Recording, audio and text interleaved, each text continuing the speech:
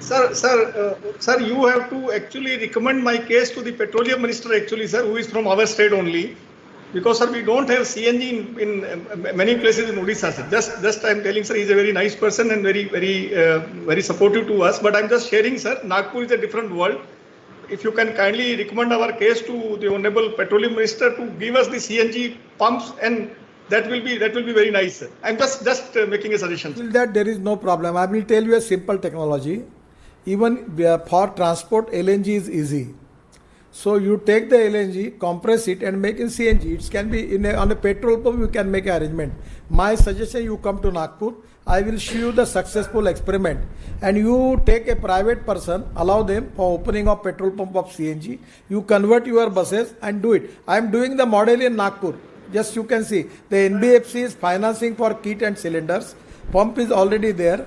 They are taking LNG and compress it and convert into CNG. But for long term, it will not be possible because now government is coming with the policy that you cannot convert LNG into CNG, then that will be right of the private people. So my suggestion is for bio CNG, there is no restriction. Already I have discussion with Dharmendra Pradhan, he is from Orissa. You can tell my name to him and discuss with him. And you can make 4 or 5 projects there to making in place of side of Bhubaneswar and making a bio CNG from rice straw. And you can use it for the transport of Bhubaneswar and other city. There is no problem. Thank you, sir. Thank you, sir. Thank you, Mr. Botra. We now have a question from KSRTC MD, Mr. Shivyogi C. Kalasar. Sir, over to you. Sir, good morning, sir. I am Shivyogi Kalsad, Managing Director of Karnataka State Road Transport Corporation here in Bengaluru, sir. Here in Karnataka, we have been doing some good work, sir, and we have got a lot of patronage from Government of India also, sir. Especially more so during this COVID challenging times. We are impressed with your kind of on-the-hands solutions to make the transport sector more sustainable, sir. My submission would be, sir, what are the initiatives being taken up under the Atma Nirbhar Bharat Yojana under the transport sector and more particularly in the government STU sector, sir?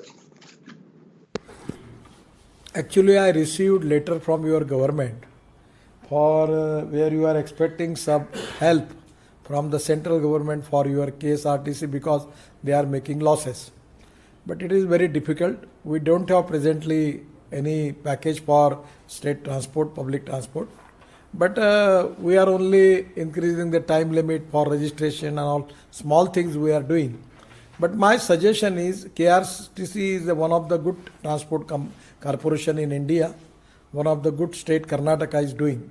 My suggestion to the state is day by day you can go for public-private model, PPP model, and allow private people to invest in it, and you can take some royalty from that.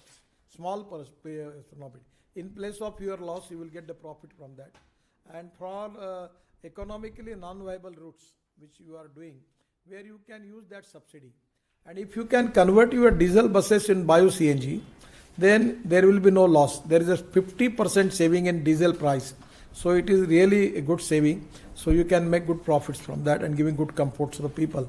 So one of the reasons I will tell you that you should accept new technology and same time using this type of fuel which are indigenous, cost effective, import substitute, pollution free and indigenous. The technology is available. Now in Karnataka you have got a lot of sugar mill, and because of sugar sector, farmers, agriculture sector is facing the problem. From last many days I pursue one thing, why you are not using buses on ethanol. There is a factory of Scania in Bangalore. They are making ethanol buses, and from particularly sugar mill you take ethanol, and now government is allowing ethanol pump also. The bike from TVS 100% on bioethanol is now available. The Bajaj also has already manufactured bike on bioethanol. They were even in the car engine, all these new brands which are present in India. Already in Brazil, USA and Canada they are using flex engine. Either it is a choice with a consumer to use petrol or ethanol 100%. Karnataka is the one of the bigger state who is making ethanol, bioethanol, sugar. and surplus of sugar is a problem for the country. We are giving 6,000 crore subsidy for export of sugar from India. So my suggestion is you talk with your minister, tell my name to Chief Minister also, and making transport available on this ethanol. How I can help you that as a being a MSME minister, I can give suppose the 2 or 3 buses anyone is going to purchase, 5 buses, 10 buses. I am ready to support them. And you allow them, these people, and they can purchase the buses one point, another point. They will give some little royalty to you also. The ticket rate will be same, and they will give good comforts, music system, picture, air conditioned buses with good sitting arrangement, and it will be give a good comfort to the common people also. So on the innovative model, using of the fuel, changing in fuel in place of diesel, the LNG and CNG, biodiesel and ethanol, you can save the cost and you can also save the pollution, and that is to be a very, very win-win for all the stakeholders. My suggestion is by accepting this new technology and doing new things, innovative approach, you can make your corporation profitable. As a MSME, I am ready to finance them, but there is no presently any package is available. So thank you for your words, sir. And we in Karnataka will adopt the latest technology, especially the ethanol-based fuel mix. And we expect the similar incentives for the bus manufacturers also, especially we have the different... Rate is 58 rupees per litre and diesel rate is high, but ethanol caloric value is less. But at least there is a saving 10 to 15 rupees per 10 rupees, 15 rupees saving may be there. So again you can reduce the cost, and ethanol is there is a maintenance cost you can reduce, and there will be no less pollution. It's a green fuel. So the pollution will be less. Ultimately, you have to reduce the pollution in Bangalore. So this can be eco-friendly. So my request to you is to 100% think on this line. Who is the Minister for Road Transport now? Sir, Honorable Deputy Chief Minister, Mr. Lakshman Saudi. So he is from Belgaum area. He is aware of the sugar When Lakshman Saudi meet me 2 times, 3 times, I pursue him. So yes. Tell Lakshmanji to adopt this policy. He know the thing. I already convinced him. You do it the line on this line and go ahead. I will support you. If any problem, please come to Delhi. I will resolve your problem. Thank you, sir. Thank you for the kind words. Now we have a question from Mr. Jürgen Baumann from GIZ. Jürgen, over to you. Yes, hello, Mr. Gakhari. Thank you for the opportunity to talk to you. GIZ is the German Development Corporation, and we are supporting the Green Urban Mobility Partnership through our Smart Sustainable Urban Transport Project, the partnership between Indian and German government. My question to you today is, we have a specific situation all over the world, and we have to tackle the questions which are related to the pandemic situation from COVID-19. What are the concrete initiatives that the Indian government can take to support the STUs and the private bus operators to overcome all these impacts of this pandemic? Do you have any concrete ideas? Thank you very much. Presently, all stakeholders are in problem. Some of the state government, they are facing problem how to pay the salary for the next month. So central government revenue is also reduced. Government has already declared the package of 20 lakh crore. We are helping to industry and everybody, small industry, bankers, NBFCs, and to the state government. But regarding the transport sector, the private operator, those who have bank loan, already we have rescheduled and restructured the accounts. We are giving them 20% more. Those who are registered as a MSME, they are getting 20% more additional working capital without collateral. That is also the scheme in the banking we are giving to them. We are restructuring the accounts. But presently, every sector is facing the problem. We are trying our level best to positively help to them. But everyone is a problem, that is the problem. So naturally, we have a lot of restrictions on that. But we are very positive and trying to help people. We have increased the time limit for registration, again the permit, and everywhere we are now trying to help to the sector. But presently, we don't have any package for the sector. Thank you very much. Now the last and final question from Mohammed Medani. Mohammed, may I request you? Yeah, thank you. Minister, thank you very much for explaining your approach and your vision on how to support the bus sector and how to encourage the energy shift in the bus sector. I have one question. You have been focusing, or you are focusing a lot on the technology aspect. But we all know, I mean, these buses, even if they are electric, if they are zero emission buses, when they are stuck in traffic, they will not attract people. They will not be good for I mean, people will lose a lot of time in traffic. So what's your approach on that? I mean, you mentioned the example of London, and in London is not just the contractual aspect, it's also about bus lanes, about making bus operation more efficient. And this can only be decided by the government. It cannot be decided by the operators themselves. So what's your approach on that, on how to make bus transport more attractive by increasing the commercial speed of buses on the roads? Actually, one of the good example of making new innovation and doing good experiment is Karnataka State Road Transport Corporation. The Intelligent Transport System project in Mysuru, in Karnataka. This project is of 500 buses out of 105 bus stops, 6 bus terminals and 45 platforms. And this project is the first of its kind in India for the complete implementation of ITS system for complete city operation in the history of STUs in India.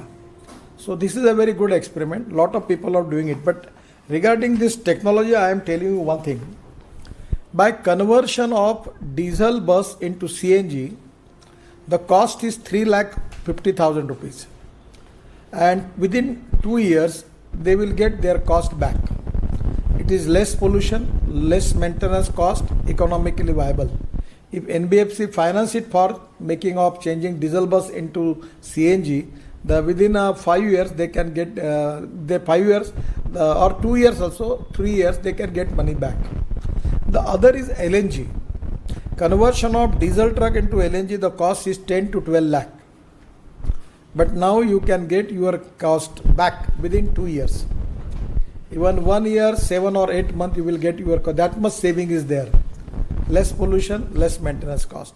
So we need to have support from NBFCs, those who can support them for changing diesel into CNG or LNG. This can be a good business in India. And now the LNG is available and the government policy is to take LNG to everywhere. The already work have started and LNG is a very cheap fuel, and for long term trucks and buses we can use LNG, and for city bus service and school buses and city transport we can use CNG. So this can be a very, very good option for the future, and government is encouraging. Now the technology point of view, my idea is now our agriculture sector is in a problem. So whether it is possible to, already ethanol is available in agriculture sector now. Our size of ethanol economy is 20,000 crore, and within 2 years we will make it 1 lakh crore.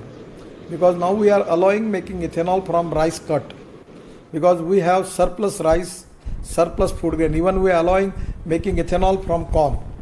And the other thing is we are also converting biomass into CNG, and second generation ethanol also, making ethanol from biomass. That can be also possible. So adopting new technology, we will reduce pollution, economic viability and giving good comforts. Without increasing the ticket rate, we can give good comfort to the poor people. So because of the technology, this can be possible. And regarding the traffic, the intelligent traffic system, or lot of schemes are there. We are now identifying black spots, and we are spending at least 14,000 crores on national highway for improvement in black spots, accidental spots. So now state government is also doing lot of things, because the road accident and road safety is very important for us. In India, every year we are facing 5 lakhs accidents and 1,50,000 deaths. But with the help of World Bank, our Tamil Nadu government is doing a very good experiment. And by implementing that project, they reduced the death rate by 25% and accident rate by 25 to 26%. So there we can do it. So we are constantly using technology for intelligent traffic system, how we can avoid accidents, We want to improve the technology related with the fuel. We want to change the norms for giving comforts to the people, and we are now trying to encourage public-private investment in the sector. And there is, I feel that our state road transport undertaking system is failed. So it is the time for the state road transport to make models like London Transport. They can get some royalty from that, and that can be used for giving subsidy for the economically non-viable routes also. So this can be a good model. On that line, we need to change the policy and adopt the technology of international standards as far as the machine standards and engine standards, fuel standards, and the comfort standards are concerned. And that is where India is in the process to accept all these things and marching ahead towards the making Indian economy of $5 trillion, and where the transport, public transport, is very equally important. And our vision is to giving first priority for making public transport on electricity and biofuel. Thank you. Thank you very much. Thank you so much, sir. We will close the Q&A here. So I would like to thank Honorable Union Minister Shri Nitin Gadkari ji for gracing the occasion, ASRTU for supporting, Bus Agency sponsors, Indian and international panelists and speakers, and most importantly, participants for being part of the seminar. We look forward to next 4 days of engaging discussions, interesting presentations, and knowledge sharing. Here we will take a 2-minute break and gather for the panel discussion on COVID-19 impact.